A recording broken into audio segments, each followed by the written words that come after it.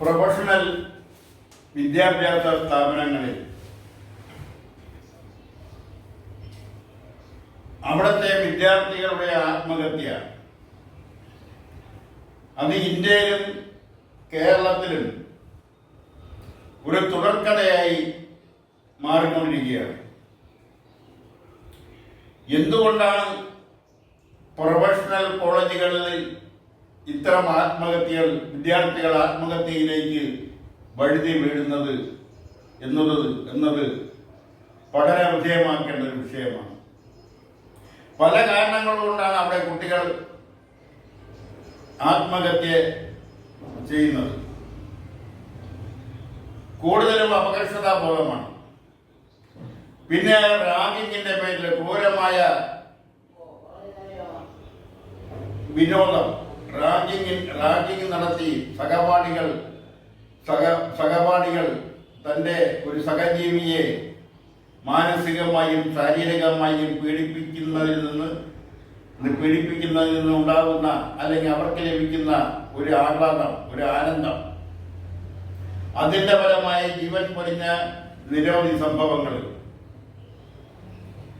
സാഹസികമായ ചില യാത്രകൾ, വാഹനമോടിക്കലുകൾ, കോളേജിലേക്കെല്ലാം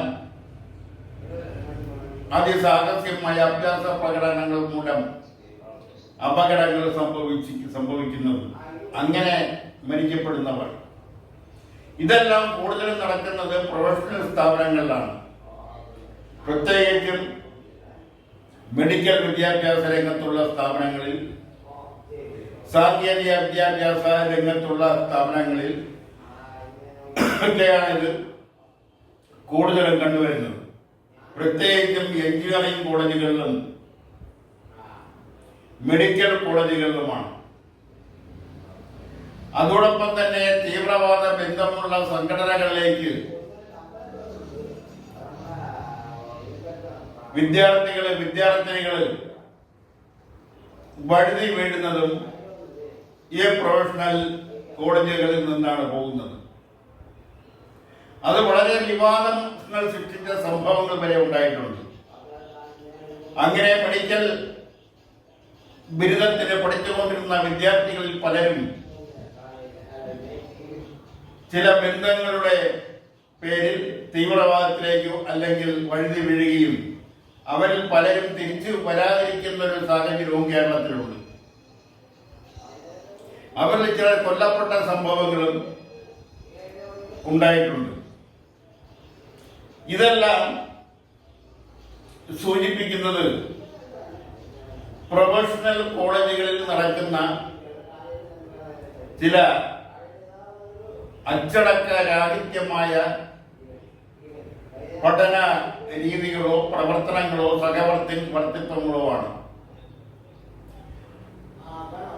ചില ചില കുട്ടികൾക്കുണ്ടാകുന്ന അപകർഷതാബോധങ്ങൾ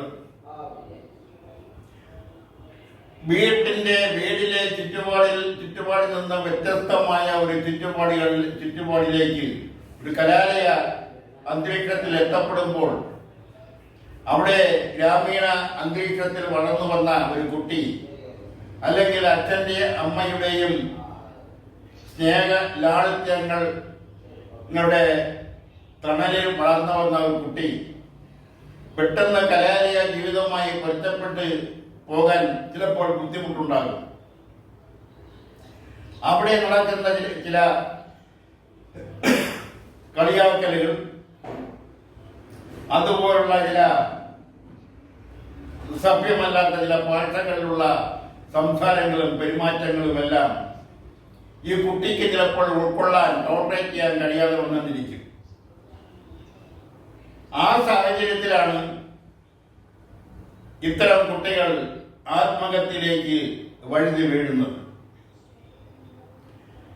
അവർക്ക് വേണ്ടുന്ന സാമൂഹിക വിദ്യാഭ്യാസം അത് ഈ കലാലയ അന്തരീക്ഷത്തിൽ ലഭിക്കുന്നില്ല എന്നുള്ളതാണ് വസ്തുത.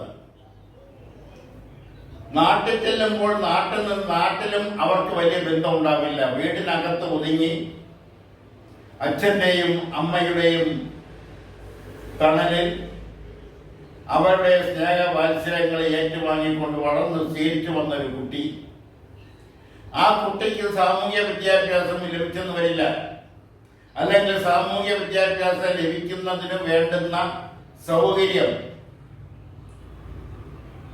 ഒരുങ്ങി കിട്ടുകയോ അല്ലെങ്കിൽ ഒരുങ്ങി കിട്ടുമെങ്കിൽ തന്നെയും അതിലേക്ക് അവരെ കൈപിടിച്ച് നടത്താനോ രക്ഷകർത്താക്കളോ മറ്റ് ബന്ധുക്കളോ സഹപാഠികളോ തയ്യാറാവുന്നില്ല. അവരെ അടച്ചിട്ട കൂട്ടിൽ വളർത്തി ഒരു ഡോക്ടറോ എഞ്ചിനീയറോ ആക്കുന്ന വ്യഗ്രതയിലാണ് രക്ഷകർത്താക്കൾ. അതിന്റെ ഫലമായിട്ട് നിസ്സാരമായ ചില കാര്യങ്ങളിൽ പോലും കുട്ടികൾക്ക് അപകർഷത ബോധം ഉണ്ടാവുകയും അതിനെയെല്ലാം അതിജീവിച്ചുകൊണ്ട് മുന്നോട്ട് പോകാനുള്ള ഒരു മാനസിക അവസ്ഥ, ഒരു മാനസിക ധൈര്യം ആ കുട്ടികൾക്ക് എന്നോ എവിടെയോ വെച്ച് നഷ്ടപ്പെട്ടു കഴിഞ്ഞിരിക്കും. ഇത്തരം സാഹചര്യങ്ങളിലാണ് കുട്ടികൾ ആത്മഹത്യയെക്കുറിച്ച് ചിന്തിക്കുന്നത്. ഇതുപോലെ ഉള്ള സാഹചര്യത്തിലാണ് കണ്ണൂര് ഒരു മെഡിക്കൽ കോളേജിൽ ഒരു ഡെന്റൽ വിദ്യാർത്ഥി ആത്മഹത്യ ചെയ്തത്. ആ വിദ്യാർത്ഥിയെ അവിടുത്തെ അധ്യാപകരിൽ ചിലർ അല്ലെങ്കിൽ ചില സീനിയർ വിദ്യാർത്ഥികൾ ജാതി വിളിച്ച് ആക്ഷേപിച്ചു എന്നുള്ള ആരോപണം പുറത്തു വന്നിട്ടുണ്ട്. അതിന്റെ വലിപ്പം കാഠിന്യം എത്രത്തോളം വലുതാണ് എന്നുള്ളതിനെ കുറിച്ച് അന്വേഷിച്ച് കണ്ടെത്തേണ്ടിയിരിക്കുന്നു. പുറത്ത് വന്നുകൊണ്ടിരിക്കുന്ന റിപ്പോർട്ടുകൾ മാത്രമേ ഇപ്പോൾ നമുക്ക് ലഭ്യമുള്ളൂ. എന്തായാലും കുട്ടി മരിച്ചുപോയി. വളരെ കഷ്ടപ്പെട്ട് ആ കുട്ടിയെ ഒരു ഡെന്റൽ സർജറി ആക്കാൻ വേണ്ടി, ഡെന്റൽ ഡോക്ടർ ആക്കുന്നതിന് വേണ്ടിയാണ് സാധാരണക്കാരായ അല്ലെങ്കിൽ സാധാരണ കൂലിപ്പണിക്കാരായ ആ കുട്ടിയുടെ അച്ഛനും അമ്മയും പരിശ്രമിച്ചുകൊണ്ടിരുന്നത്. അവരുടെ ആ ആഗ്രഹമാണ് പൊലിഞ്ഞിരിക്കുന്നത്. ഇത് യാദൃച്ഛ്യമായ സംഭവമല്ല. ഇതിനു മുമ്പ് ഇതുപോലുള്ള സംഭവങ്ങൾ നിരവധി ഉണ്ടായിട്ടുണ്ട്. അപ്പോഴെല്ലാം ഇനി അത് ഉണ്ടാവാതിരിക്കുന്നതിന് വേണ്ടിയുള്ള കരുതൽ, ജാഗ്രതകൾ ഉണ്ടായിരിക്കുമെന്ന് അധികൃത ഭാഗത്തു നിന്നും, അല്ലെങ്കിൽ സർവകലാശാല അധികൃതരുടെ ഭാഗത്തു നിന്നും, അതല്ലെങ്കിൽ സർക്കാരിന്റെ ഭാഗത്തു നിന്നും, അതല്ലെങ്കിൽ ജനപ്രതിനിധികളുടെ ഭാഗത്തു നിന്നുമൊക്കെ ചില വാചക കസരത്തുകൾ ഉണ്ടാകുന്നത് ഒഴിച്ചാൽ അതിലൊന്നും കാര്യക്ഷമമായ സുതാര്യമായ ഇനി ഇത്തരം സംഭവങ്ങൾ ആവർത്തിക്കാതിരിക്കുന്നതിന് വേണ്ടുന്ന കർശനമായ നടപടികളിലേക്ക് പോയതായ അറിവില്ല. ഇതെല്ലാം ഒറ്റപ്പെട്ട സംഭവങ്ങളെ പോലെ ഒരന്വേഷണം, ഒരു കേസ്, ചില അതുമായി ബന്ധപ്പെട്ട ചിലരെ പ്രതിയെടുത്ത് അറസ്റ്റ് ചെയ്യുക, റിമാൻഡ് ചെയ്യുക, അവർ ജാമ്യത്തിറങ്ങുക, കേസ് പറയുക, ആ കേസ് നീണ്ടുപോവുക, ആ കേസ് വെറുതെ വിടുക, അല്ലെങ്കിൽ അപ്പോഴും ചില കേസുകൾ ശിക്ഷിക്കപ്പെട്ടാൽ അവർക്ക് അപ്പീൽ പോകാനുള്ള പഴുതുകൾ ഉണ്ടായിരിക്കും. ഇത്തരം സംഭവങ്ങളാണ് സാധാരണ നടന്നു വരുന്നത്. ഇനിയെങ്കിലും ഇത്തരം ഒരു ആത്മഹത്യകൾ, ഒരു കുരുന്ന് ആത്മഹത്യ ചെയ്യുമ്പോൾ ഉണ്ടാവുന്ന മാനസികമായ പ്രത്യാഘാതങ്ങൾ, ആ കുടുംബത്തിനുണ്ടാവുന്ന, ആ കോളേജിന്റെ അന്തരീക്ഷത്തിനുണ്ടാവുന്ന പ്രത്യാഘാതങ്ങൾ, ആ കോളേജിന്റെ നല്ല സ്വഭാവത്തിന് എതിരെ ഉണ്ടാവുന്ന മോശമായ അഭിപ്രായങ്ങൾ, അതെല്ലാം ആ കലാലയത്തെ, ആ സ്ഥാപനത്തിന്റെ നിലനിൽപ്പിനെ, ഭാവിയെല്ലാം സാരമായി ബാധിക്കും. ആ മാനേജ്മെന്റിന് ഉണ്ടാകുന്ന, അതുമൂലം ആ മാനേജ്മെന്റിന് ഉണ്ടാകുന്ന നഷ്ടം, അവര് സ്ഥാപനത്തിനുണ്ടാകുന്ന മാനനഷ്ടം, മാനഹാനി,